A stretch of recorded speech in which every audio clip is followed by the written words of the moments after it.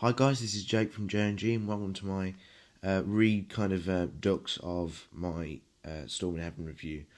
My initial review was I kind of made a mistake because I was reviewing the era and I titled that as the Storm in Heaven. You know, like I was reviewing the singles off that, and I wanted to review the album, you know, completely. And I was reviewing the singles from that era mainly, you know. And there's some great stuff around that era, but I did want to redo my review for that because I felt like I didn't talk about, you know, majority of the album, which aren't, you know, singles and stuff. So yeah, I mean, there are some singles off the initial album, you know, like Blue and Slide Away, and they are fantastic, brilliant tracks. I love those a lot. Yeah, I mean, this was kind of shoegazing period, and they're from Wigan, so you know they did get some of that kind of, I presume a little bit that Manchester kind of buzz. Back in, you know, back when you know, a lot of that stuff was taken off in the early 90s and late 80s, and so yeah, it's a brilliant album. It's got a beautiful kind of ambience to it, and it's quite psychedelic, but it does have tinges of rock and stuff, and you know it's very good. If I had to note some songs, obviously Blue and Slide Away, but Star Sail, Make It Till Monday's good. I think as well. The Butterfly's good. Basically everything, actually, everything's great. Which is why I gave it such a high score last time, and I want to give it a high score this time. But it's such a good album. It kind of, the album itself, sort of, you notice the kind of the relation to the whole thing is they take sort of kind of similar kind of, a very kind of similar kind of sound, but they reinvent it in every song, and you can hear, you know, the same kind of ambience in different songs and different elements from another song, but it's recycled in a way in which you know, it's just brilliant, you know, and the whole thing links together really well, and as an album sounds great, you know. It's not, it's definitely got a defined sound, stuff that, you know, Urban Hymns didn't have as much, you know, that kind of explored some different territory in that album, but it's certainly got a defined sound, and it's a very interesting album to listen, for me anyway, to listen to, because as I got into lots of indie rock things, I love the Verve. I adore the Verve.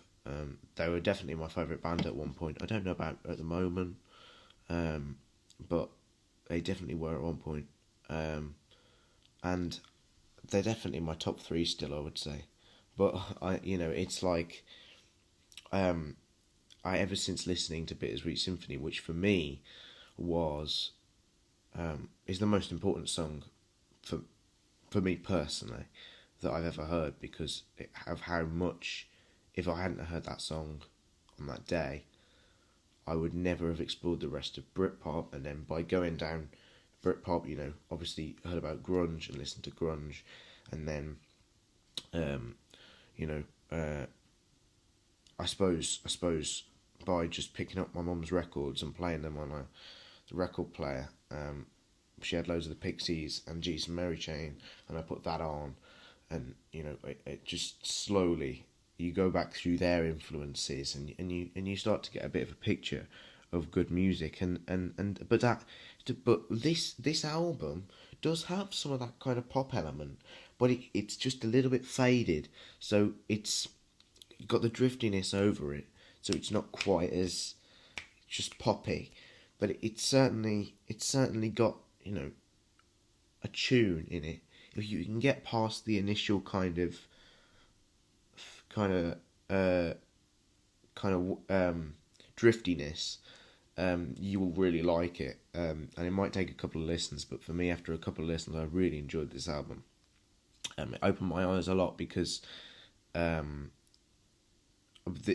hadn't heard much like that, albums like that. I'd been listening to mostly just like completely guitar-driven rock. So that, it's a very good album. The the sort of feeling I get from it, it's kind of quite melancholy and quite kind of there's a brilliant as you open the vinyl, there's a brilliant picture of a guy just glued to his TV screen in this kind of completely lifeless house he's in. This whole kind of I mean, the outside of it's actually quite very pretty, but inside, it's just like, like a kind of 70s kind of like, or not, like a retro kind of like boring kind of house. I definitely changed the interior. That's what I'm gonna say. And the artistic work on this album is brilliant. You look at these pictures, and they've just got such a kind of attractiveness for me anyway.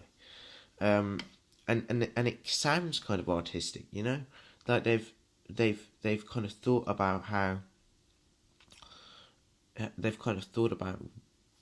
what kind of image this will imprint on people's heads and how they'll visualize the songs they hear. Like it to me, it feels like a really kind of like artistic kind of album, and they've really thought about